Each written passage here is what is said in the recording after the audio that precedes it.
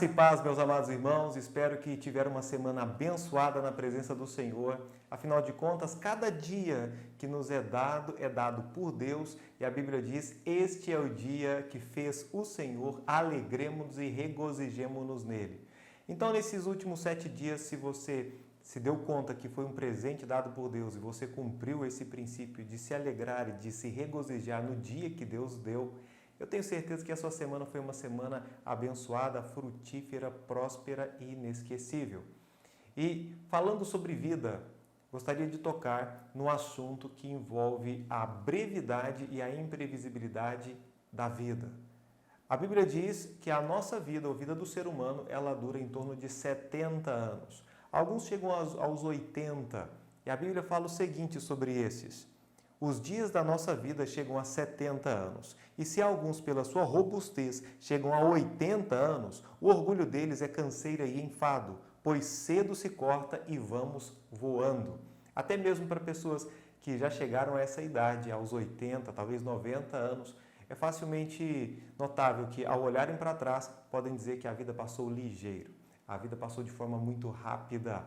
E nós precisamos aprender a vivê-la bem. Afinal de contas, temos apenas uma vida para ser vivida. E existem alguns princípios que norteiam uma boa vivência para vivermos uma vida com intensidade, uma vida prazerosa, uma vida que, quando chegarmos a uma idade bem avançada, possamos olhar para trás e dizer, Senhor, valeu a pena. Senhor, que bênção foi a minha vida, porque eu a vivi com um propósito. Eu tinha uma missão e eu cumpri essa missão. E agora eu posso ir para casa. Quando nós morremos, nós não deixamos a nossa casa, nós vamos para a nossa verdadeira casa, porque por enquanto somos apenas peregrinos e forasteiros. Mas quais são esses princípios? Para isso eu gostaria de lembrá-los de Atos capítulo 13, versículo 36, que diz, porque na verdade, tendo Davi, no seu tempo, servido conforme a vontade de Deus, dormiu. Foi posto junto a seus pais e viu a corrupção. Aqui nós temos o exemplo do rei Davi, que ele serviu no seu tempo e chegou o momento onde ele dormiu, ou seja, ele morreu. Chegou o seu fim aqui na terra e ele foi sepultado. Nessa passagem, em Atos 13, 36, temos alguns princípios que eu gostaria de elencá-los. O primeiro, reconheça que servir ao Senhor é um privilégio. Tendo Davi no seu tempo servido conforme a vontade de Deus. O rei Davi, ele serviu conforme a vontade de Deus. Nós estamos aqui para servir. Jesus, quando veio à terra, ele veio para servir e não para ser servido.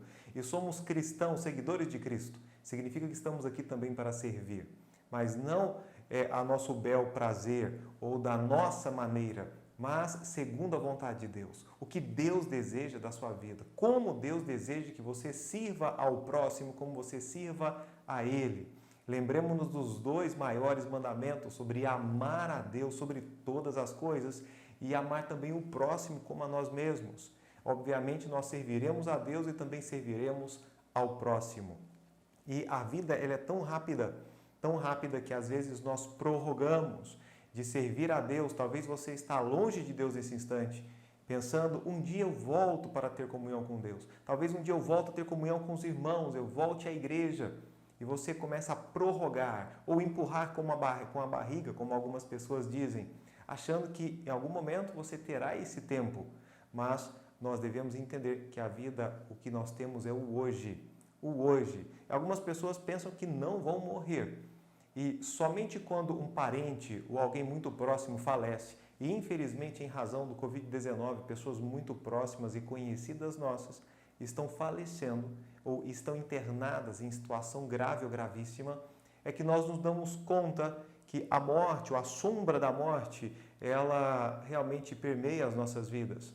Porque a morte e a sombra dela, se você já está na sombra da morte, é porque a morte está bem próxima a você. A Bíblia diz o seguinte sobre a sabedoria que é encontrada na casa de luto. A Bíblia diz em Eclesiastes, capítulo 7, versículos 2 e 3. É melhor ir a uma casa onde há luto do que a uma casa onde há festa, pois a morte é o destino de todos. Os vivos devem levar isso a sério. A tristeza é melhor do que o riso, porque o rosto triste melhora o coração. Aqui há algo que no princípio eu não compreendia. Como uma casa de luto pode ser melhor do que uma casa de festa? É porque na casa onde há luto, as pessoas que estão vivas estão levando isso em consideração. Elas estão compreendendo que em um dado momento, elas também serão veladas. Elas também estarão na lista do obituário. Você e eu, mais cedo ou mais tarde, nós deixaremos esse mundo. E é necessário que aqui em vida tomemos a decisão para onde nós passaremos a eternidade. Eu tomei a decisão já há um bom tempo, quando eu tinha 13 anos de idade, a viver com Jesus Cristo no céu, porque eu entreguei a minha vida a Ele, eu entendi que Ele morreu no meu lugar, eu invoquei o nome do Senhor, e a Bíblia diz que todo aquele que invocar o nome do Senhor será salvo. E por isso hoje eu tenho certeza da minha salvação, certeza para onde vou após a morte. Não que eu mereça o céu, mas é porque me foi dado de forma gratuita em Jesus Cristo. E isso, para mim, tem um valor de fato imensurável, porque eu nunca poderia alcançar o céu pelas minhas obras. Pelas obras ninguém pode ser salvo, nem pela religião, nem pelo batismo ou por qualquer outra coisa, senão por Jesus Cristo, que com seu sangue Ele nos lavou dos nossos pecados, de acordo com Apocalipse capítulo 1, versículo 5. Então, sendo sabedores disso, nós devemos sim estar com Jesus Cristo e servi-lo aqui na terra. E se por acaso você ainda tem dúvidas quanto à sua salvação, é hoje, a Bíblia diz, o dia da salvação, porque você não sabe o que o dia trará amanhã. A Bíblia diz, não presumas do dia de amanhã, porque não sabe o que trará o dia. Isso é Provérbios capítulo 27, versículo 1. Não deixe para amanhã uma decisão tão importante como essa, de se entregar a Jesus Cristo, de compreender que na cruz do Calvário Ele tomou o nosso lugar. Na verdade, eu deveria ser aquele que está sendo crucificado.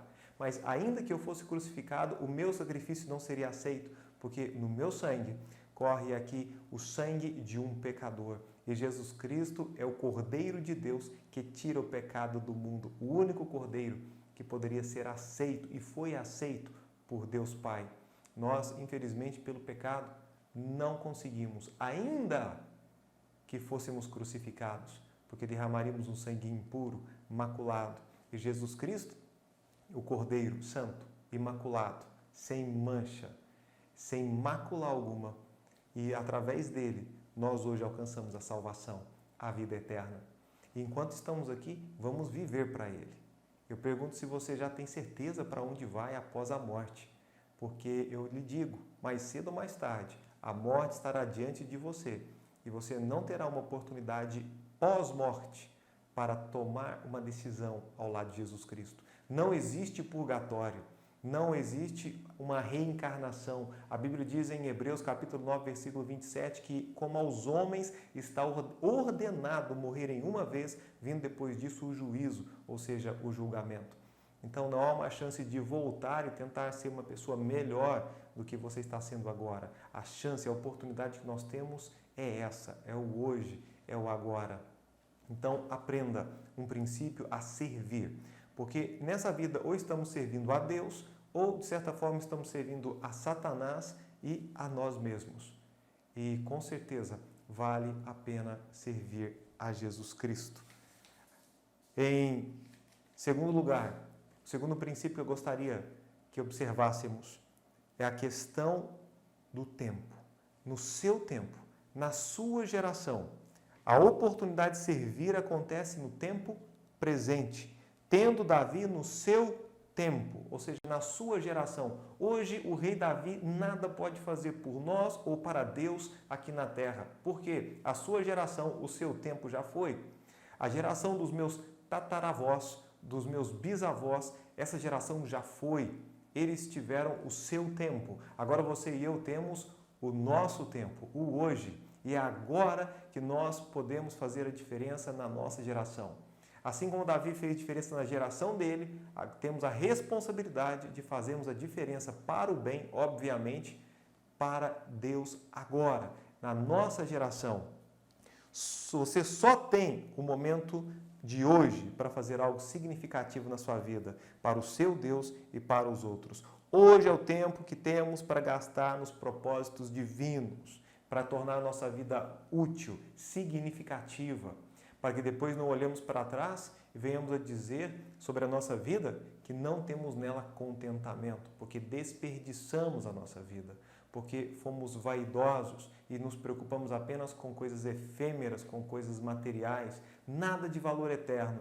E ao olharmos para trás, nós nos damos conta que jogamos toda a nossa juventude, a nossa maturidade fora. Chegamos à velhice e nos tornamos velhos, ranzinzas, amargurados, cheios de ódio, de amargura, pessoas que viveram e se encheram e acumularam muito lixo emocional e espiritual, trazendo para si, de fato, o que há de pior no ser humano. E assim, é fato, conhecemos muitos velhinhos e velhinhas que são muito, mas muito ácidos, não são pessoas amorosas. Uma pessoa que anda com Jesus, quanto mais o tempo passa, essa pessoa se torna mais doce, se torna mais amorosa, mais carinhosa, porque ela começa a aprimorar aquilo que está nela. Quando uma pessoa ela é dada à mentira, é dada ao pecado, é dada a palavras feias, a fofoca, essa pessoa ela vai aprimorando os seus pecados. E uma pessoa, por exemplo, que ela mentia na adolescência, na juventude, quando ela chega à velhice, ela mente e ela nem percebe que é mentira. Ou seja, a mente já está tão cauterizada que ela começa a acreditar nas suas próprias mentiras, nas suas insanidades. Uma pessoa, ela fica ainda pior do que ela era. E por isso, precisamos compreender que temos o tempo de hoje. Nós devemos o quê? Servir. Em qual momento? Amanhã? Depois que eu me aposentar? Depois que os meus filhos saírem de casa? Não. Agora, na nossa geração, no nosso tempo, preparando o caminho para as futuras gerações, para as gerações dos nossos filhos, dos nossos netos. Mas é agora que nós devemos, de forma significativa, vivermos para Deus. E em terceiro, a vida passa. Sempre devemos ter isso como um princípio que vai nos desafiar a agir rápido. Por quê? Porque a vida passa, ela é imprevisível.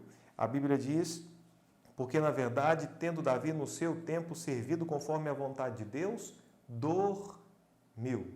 Ou seja, ele morreu, foi posto junto aos seus pais e viu a corrupção. Isso significa que há um fim. Então, nós não temos segurança do amanhã. Hoje eu estou aqui falando do Senhor Jesus, mas talvez na semana que vem estarão no meu velório. Eu espero que isso não aconteça, porque eu tenho planos de servir ao Senhor por longos dias, para que eu possa, de fato, de forma significativa, fazer a diferença no meu meio, na minha geração, servindo ao Senhor e amando o próximo. Mas existe sim a possibilidade de que você esteja no meu velório, ou que em determinado momento eu esteja velando. E isso por quê? Porque a vida passa. Isso porque a vida ela tem data de validade. Sabendo disso, precisamos amar mais as pessoas, precisamos falar de Jesus, é hoje. Precisamos nos reconciliar, é hoje. Precisamos proclamar a verdade e espalhar o amor de Jesus hoje, porque o amanhã para nós é uma insegurança, porque não sabemos o que acontecerá amanhã. Eu tenho garantia da minha salvação, mas eu sei que um dia eu deixo esse corpo para habitar com Jesus Cristo no céu, mas aqui talvez eu já não esteja mais, amanhã ou depois de amanhã, e com você passa o mesmo. Então, não fique deixando para depois. Aquilo que você tem que fazer é hoje. Talvez você precise dizer para sua mãe, mãe, eu te amo. Pai, eu te amo. Filho, eu te amo. Vem aqui, me abraça. E não esperar no túmulo para ir lá em novembro e deixar flores no túmulo. Entregue as flores agora. Diga que ama agora. Peça perdão agora. Se resolva agora. Porque chegará o momento nós não estaremos mais aqui. Uma outra geração nos sucederá e nós já teríamos partido. Se compreendemos esses princípios, não são princípios difíceis de serem entendidos, mas nós devemos nos policiar para estarmos vivendo. E isso fará com que a nossa vida ela tenha sentido e seja prazerosa. A Bíblia diz, porque o homem são os seus dias como a erva, como a flor do campo, assim floresce, pois passando por ela o vento, logo se vai e o seu lugar não se conhece mais. Isso é Salmos, capítulo 103, versículos 15 e 16. Quer mais um pouquinho? Também Salmos 144, 4. O homem é semelhante à vaidade e os seus dias são como a sombra que se passa. Você coloca o seu carro, o seu automóvel debaixo da sombra de uma árvore, quando você volta o carro está no sol. Por quê? Porque a sombra ela passou. A Bíblia diz, digo-vos que não sabeis o que acontecerá amanhã, porque o que é a vossa vida é um vapor que aparece por um pouco e depois se desvanece. É como uma neblina. De manhã você acorda, tem aquele nevoeiro, aquela neblina, e depois ela se dissipa, o calor vem e o sol faz com que ela desapareça. Algumas cozinheiras, quando elas levantam a tampa da panela de arroz que está sendo cozido, e aquela fumacinha, aquele vapor, a Bíblia está dizendo, a sua vida é como aquele vapor. É rápido, rápido, rápido, rápido, e nós estamos indo. Tenho aqui uma frase que gostaria de citá-la. Amanhã é o dia quando os preguiçosos trabalharão e os tolos se arrependerão. Amanhã é o hoje de Satanás. Ele não dá a mínima importância a quais boas resoluções você tome, se apenas você se determine a deixá-las para amanhã. E C.S. Lewis, ele comentou, tudo que não é eterno é eternamente inútil. E a Bíblia diz, não atentando nós para as coisas que se veem, mas nas que se não veem, porque as que se veem são temporais e as que se não veem são eternas. Uma das maiores satisfações da vida, além das conquistas pessoais, é o fato de atingirmos os objetivos espirituais que alinham-se à vontade de Deus. Todos os recursos necessários para cumprirmos o ministério cristão, eles já foram disponibilizados por meio de Jesus Cristo. E é bem conhecida uma antiga história que conta a vinda de um missionário aposentado junto com a sua esposa no mesmo navio que também voltava o presidente do seu país. E quando o presidente estava para descer do navio, ali embaixo havia uma banda militar, tapete vermelho, flores, pessoas ali batendo palmas, aclamando o presidente. E o missionário, ele saiu de forma despercebida, não foi conhecido, e aquilo gerou uma amargura no seu coração, um sentimento, uma sensação ruim. E logo ele ouve como que a voz de Deus dizendo, calma meu filho, você ainda não chegou em casa, porque quando nós chegarmos em casa, nós que seremos e somos fiéis, nós receberemos de Deus servo bom e fiel. Entra para o gozo, para a alegria do seu Senhor. Nós não chegamos em casa. Nunca se esqueça que este mundo não é o nosso lar. Aqui não é a sua casa. Quando nós morremos, nós não deixamos a nossa casa. Nós, agora que estamos indo de fato para a nossa casa. E aí, ao abrirmos nossos olhos para a eternidade, talvez a gente vá nos perguntar por que eu investi tanto tempo em coisas materiais, em coisas temporais. Eu poderia ter vivido mais para Jesus, eu poderia ter servido mais, eu poderia ter amado mais, eu poderia ter pregado mais, eu poderia ter sido mais luz e mais sal na terra, porque eu me dediquei tanto a coisas temporais, a coisas que são efêmeras. E nós vamos lembrar de tudo isso. É importante que vivamos bem aqui na terra. Talvez não é nem a quantidade de anos. Possivelmente há pessoas que chegaram a 100 anos, mas não viveram bem esses 100 anos. Talvez haja pessoas que morreram com 50 anos, com 40 anos, mas viveram com intensidade.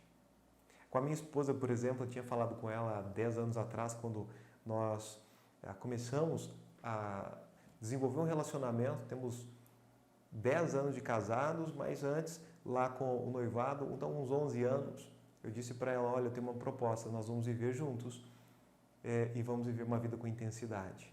A nossa vida precisa ser intensa. Isso para a glória de Deus. Não podemos fazer nada mais ou menos, nada pelas metades.